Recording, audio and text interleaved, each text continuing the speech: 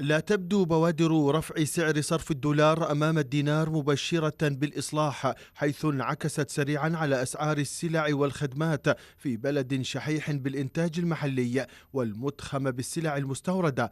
وباتت ملامح السخط والتذمر واضحة على المواطنين بسبب جشع بعض التجار، فيما تسيطر مخاوف من ارتفاع غير منضبط للأسعار بعد تآكل القيمة الشرائية للعملة المحلية.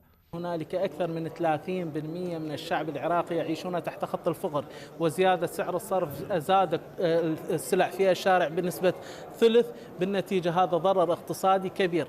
الغريب في هذه الموازنة تم وضع فقرة تتكلم عن تعويض المقاولين بنسبة 500 مليار دينار، المقاولين الذين تضرروا من سعر الصرف، ولم توضع أي فقرة تتكلم عن تعويض المواطنين الذين تضرروا من سعر الصرف. الارتفاع بسعر صرف الدولار وظفته مصارف وسيطة عدة ترتبط بالبنك المركزي بشكل مباشر لتحقيق أرباح من مزاد العملة على حساب استنزاف قوت المواطنين، وتعتاش على مقدرات الدولة، لا سيما أن الملف مرتبط بتدخلات كثيرة بعضها سياسية وأخرى تتعلق بتأثير أطراف منتفعة على سعر بيع العملة، الأمر الذي ستكون له تداعيات خطيرة إن لم تتخذ الحكومة إجراءات حازمة وسريعة. أهم الخطأ اللي جاي لامس حياة المواطنين بصورة عامة واحتكاك مباشر هو تغيير سعر صرف الدولار، اللي كل المواطنين يعينوا يوين من عنده، لكن شوف الحكومة ما تبالي بهذا الشيء لحد الآن.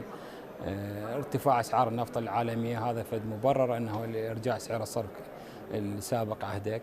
على الرغم من الإجراءات القانونية والأمنية لضبط الأسواق المحلية، إلا أن أسعار سلع استهلاكية عدة ارتفعت بفعل رفع سعر الدولار، وأدى ذلك إلى خسائر كبيرة في الأسواق وسط توقعات بزيادة معدلات التضخم بنحو 10%.